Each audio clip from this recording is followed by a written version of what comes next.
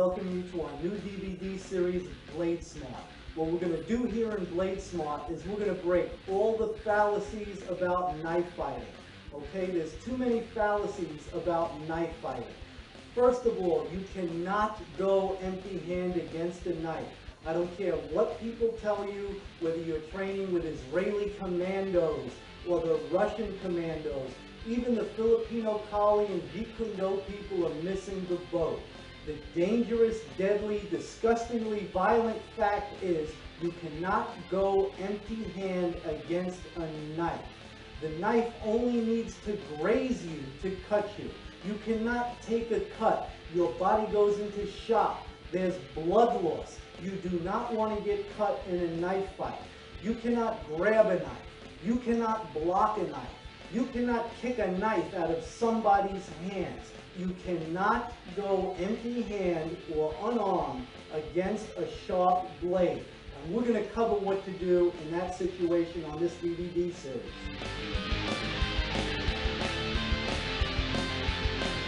Let's get into the legalities of this. What we're advocating is for every person to carry a folding knife on them. The only way you're going to go up against some knife-wielding maniac is to have a knife of your own. So what do you carry? What's legal in most states, and you have to check this on your own, but a 3 to 4 inch long blade on a folding knife is perfectly legal to carry. This knife is 4 inches, it's 4 fingers. I would suggest 3 inches is even smaller. Now what happens is you're going to use the knife in a self-defense situation. So what do you do next? Do you turn around and run away? No, that's not what you do. We want to do this thing to the letter of the law. If it goes to court, we want to get acquitted. We want it to be self-defense. So we're going to cover some of this empty hand versus the knife and why you cannot be unarmed against the knife. Now we're going to use the training blade just for safety, but we'll cover the live blades later on. Now the one thing that we do in the Filipino martial arts, it's based on 2 hands. I have 2 hands. I can stab or slash with the knife, and I can punch with my other hand.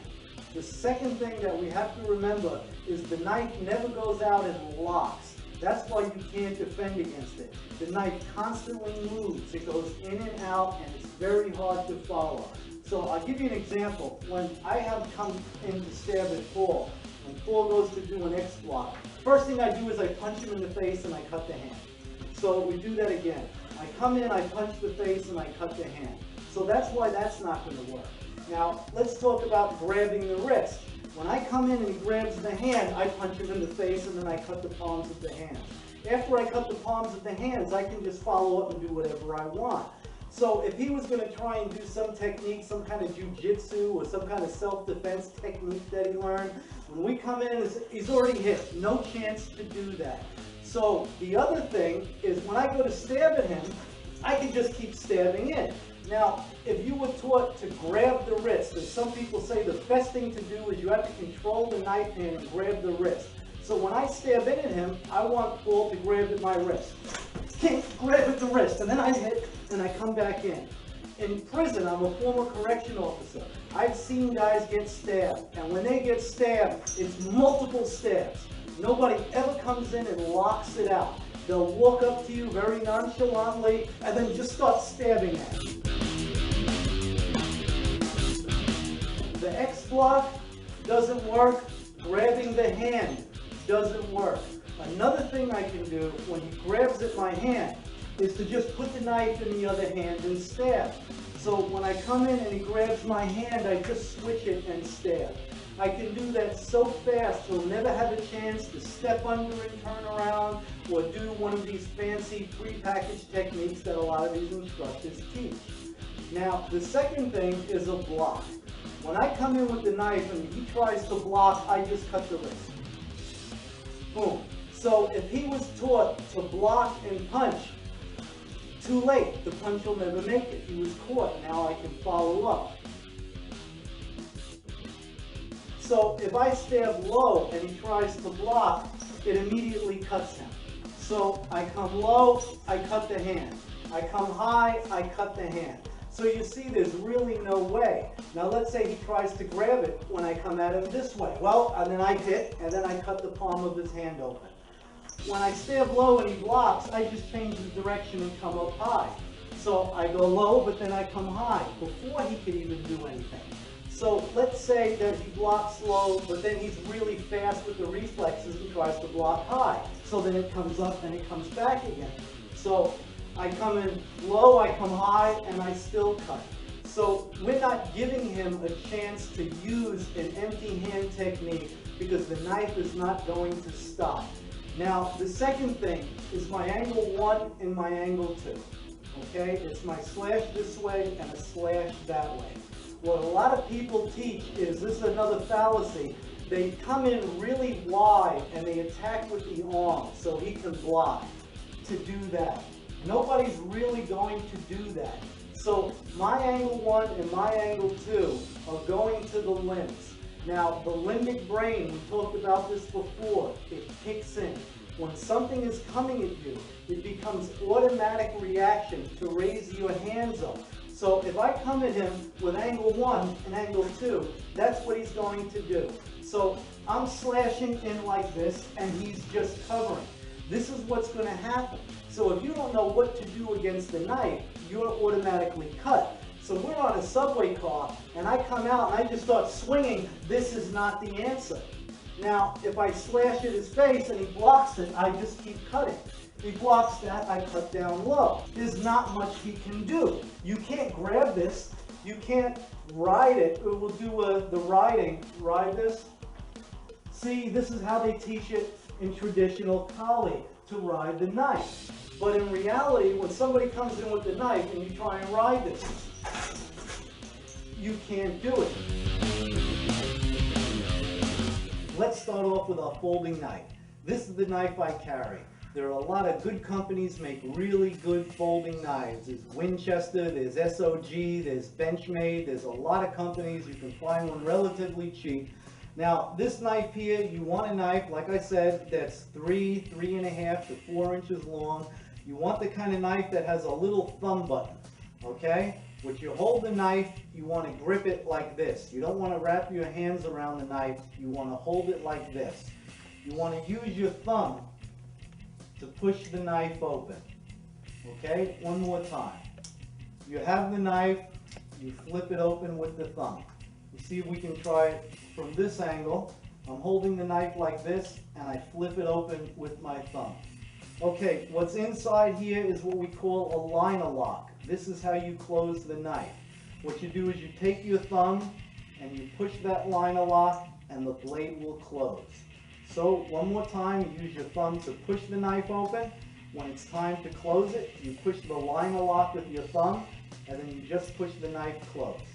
So it's very easy to have the knife in your pocket or in your bag, and you're standing there on the subway, your knife is in your pocket, somebody gets on the train, the gangs come on, something happens, when people pull out a blade, you can reach down, you just open it up with your finger, and then you can take care of yourself if you have to take care of yourself.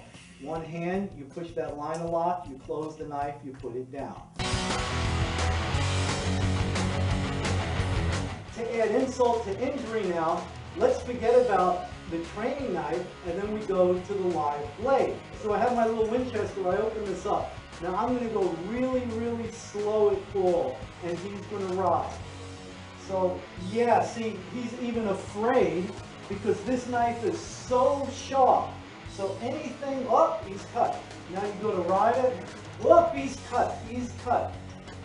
A real knife, something that is this small, there is no margin for error. When I have this big, huge training knife, all of a sudden your self-confidence goes up. I've got this huge thing. Look at all this room I've got. Now, the little tiny blade comes out. It's like, you see, now his limbic system kicks in. It's like, oh my God, you're going to get cut by this blade. I am not sticking my hands in the path of this blade. This thing is going to fillet me like a fish. So what happens? You're on a train. Somebody takes out a knife. You take out your knife and you do what we showed you on this tape. The first thing you do is you fold the knife and you drop it on the floor. You take out your phone, you call 911. You say, 911, I need an ambulance to show up to this address. I was just attacked with somebody with a knife. I took out my folding knife and used it to defend myself. This person is bleeding, they need medical attention. And then you get off the phone when they tell you to get off the phone and you wait. When the police show up, you put your hands on your head, you go down on your knees, and you do exactly what the cops tell you to do. You don't try and resist, you don't try and fight your case. Don't start screaming, oh, it was self-defense and he attacked me first. What you want to do is you want to be very easygoing. You want to do exactly what law enforcement is telling you to do. When you get back to the station, then you will have the time to explain your case. I was walking down the street. I was carrying a knife that's perfectly legal to carry in this city. It's only 3 inches long. This person attacked me with a knife. I cut to the limbs. I used the just amount of physical force that was required to stop this situation, and you take it from there.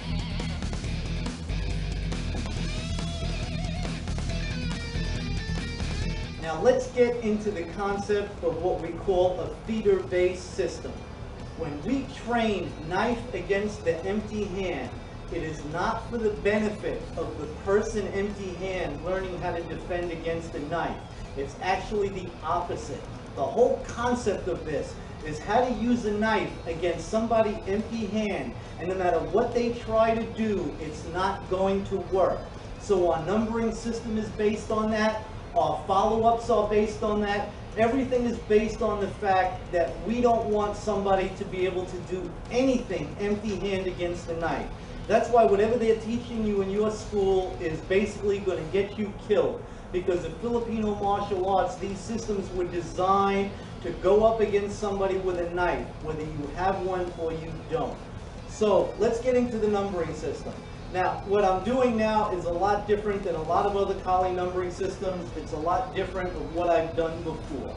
What we're going to do is angle 1 is still an angle 1, but the angle 1 is not going to the head or the neck or the body or the face. The angle 1 is a short shot and it's going to the front hand.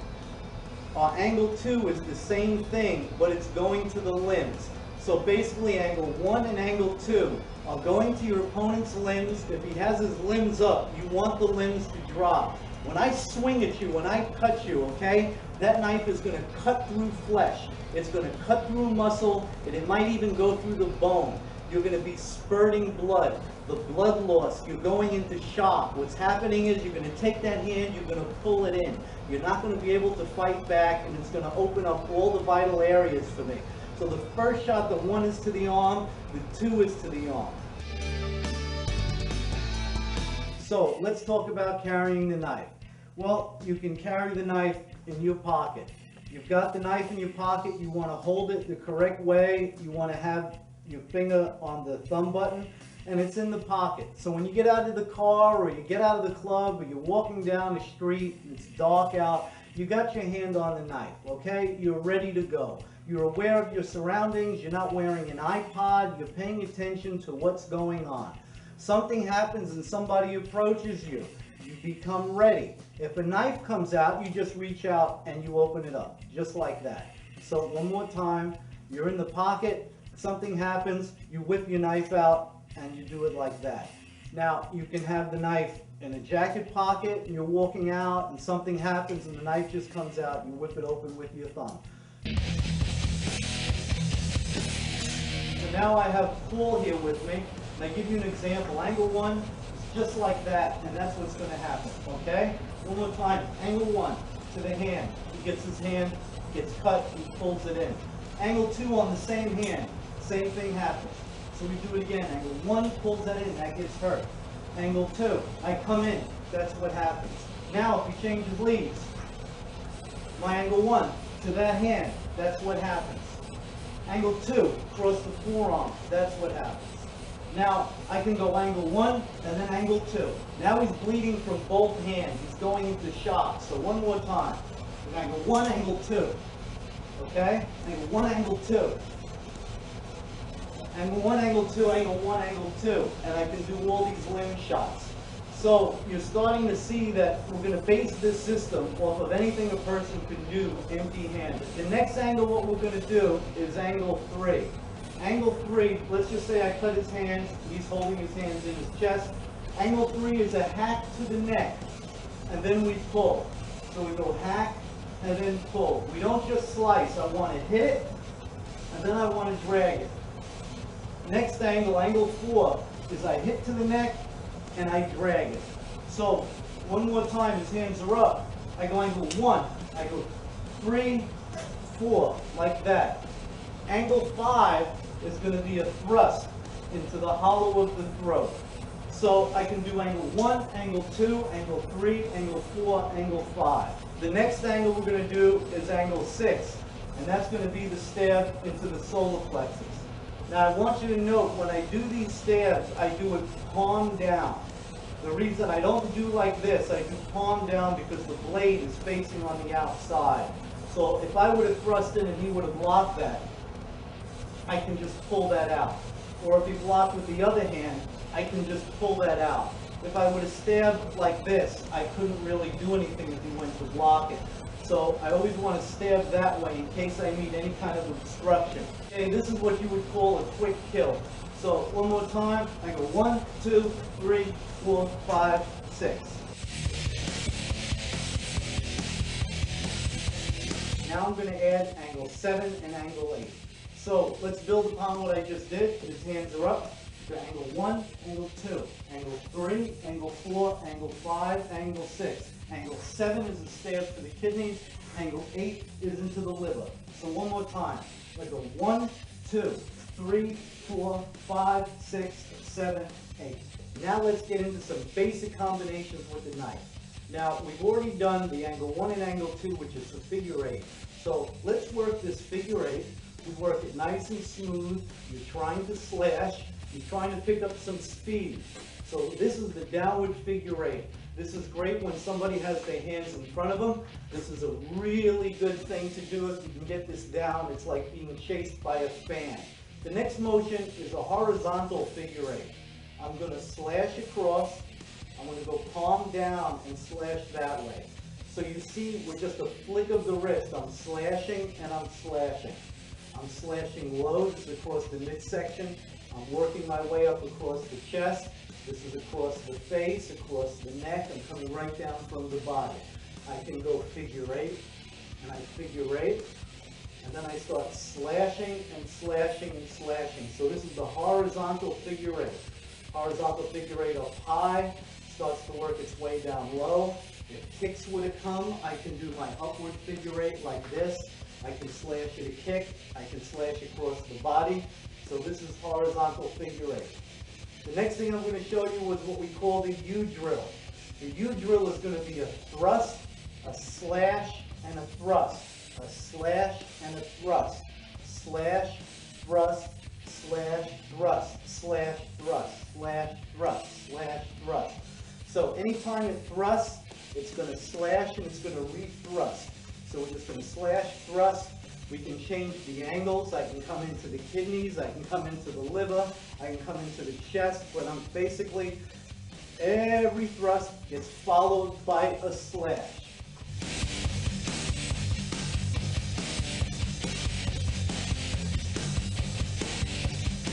You're always ready. You don't have your iPod on. You're not drifting off in another world. That's how you end up, with a knife behind your neck. You're sitting in the car, you're doing what you got to do, and you're paying attention to your surroundings. Something doesn't seem right, something's coming up behind you, reach in your pocket and put your hand around the knife. If something does happen, before they even know what's going on, you take the knife out, you open it up with your thumb, and you're ready to go. You line a lock, you close it, and it goes back in your pocket or on the floor if police show up. Let's take this a step further. We're going to work on what we just talked about before. We'll bring out Paul, and Paul's going to hold up the target. So what I'm going to do is I'm just going to work the angle 1 and the angle 2, the figure 8s, and I'm going to try and work them as fast as I can. Step back. Okay, so if this was the opponent's arm, guy comes on the subway and pulls out the knife, you want to be able to slash that one.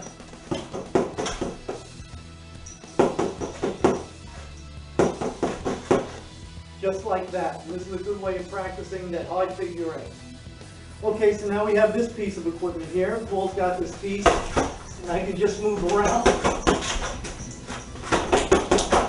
And I can work on here. Now Paul can circle, and we can move around.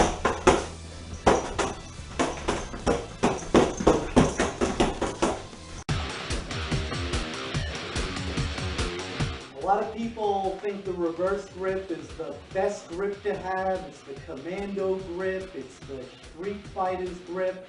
What it is basically is just another tool in the arsenal to have a knife.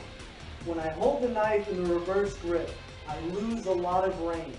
I can move it very quick with figure eights, but I don't have the range I have like this. I'm in a lot closer, okay? So if I attack Paul up here like this, what most people do is get up some kind of an X block. He gets up an X block, I cut. Do it again, X block, I cut, I come down here. Okay, if he blocks with one hand, it just comes through. He blocks with the other hand. Oh, it's just coming through. The other thing about the reverse grip with the knife is I'm going to use his limbic system against him.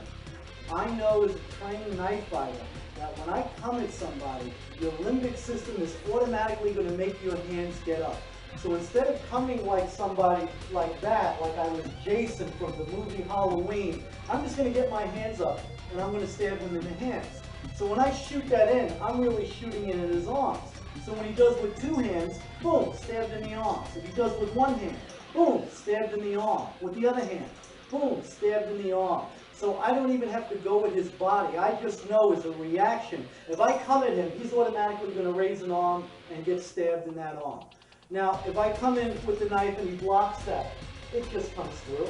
Now he blocked that one, it comes through. I did that, see, it comes through. It keeps coming out, and I can do what I want, and I can keep stabbing. So I come high, it's out, it's in here like that. If I go like that, he blocks it, it comes out, it goes back that way. He uses the other hand, boom, it's still okay.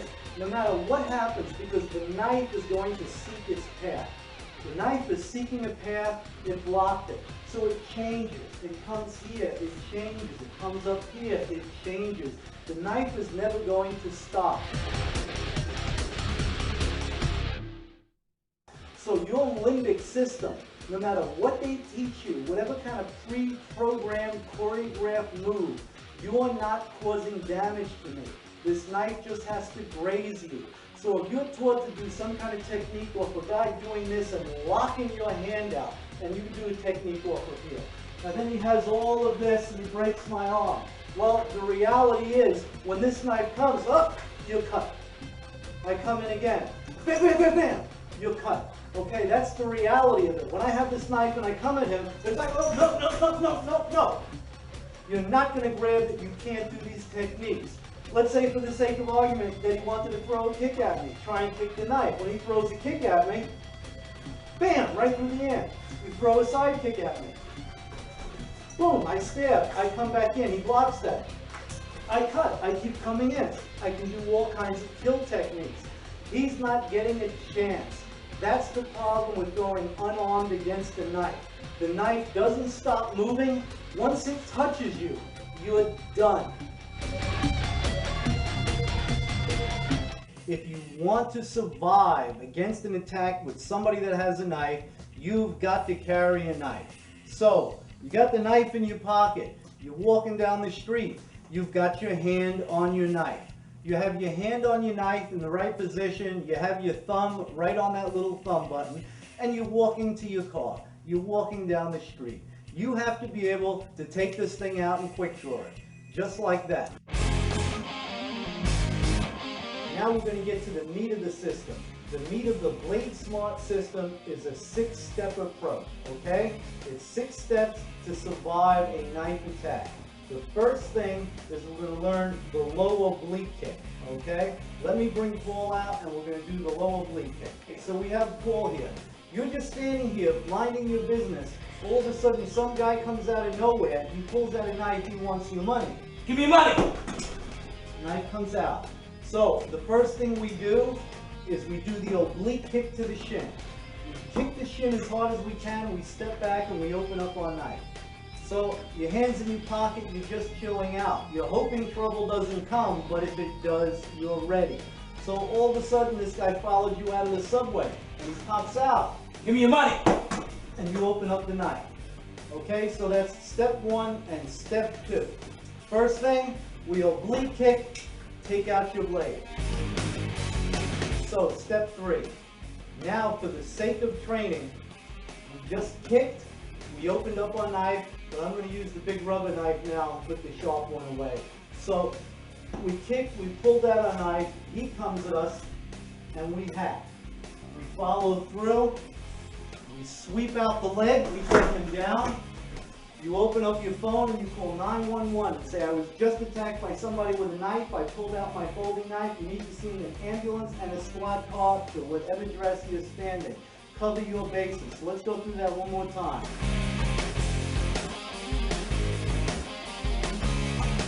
You're standing there, you're minding your own business, you've got your hand on your knife, somebody comes in to attack, you kick, you pull out your knife, you slash, and you finish him off. You sweep the leg, you get him down, you pull out your phone, you call 911, you drop your knife, you wait for the police to come. The police come, you close your phone, you put your hand on your head, and you do whatever the police tell you to do. You do not resist. Okay, so now we're going to work the angle two. I'm going to bring out Paul. When Paul comes, Give me your money. okay, so now the next angle we're going to do is a straight thrust. It's a very common attack that somebody who doesn't know what they're doing is going to do to you. So I'm standing here again, I'm minding my own business, I got my hand on my knife, there's somebody who's shady's coming up, it gets my attention. Give me your money.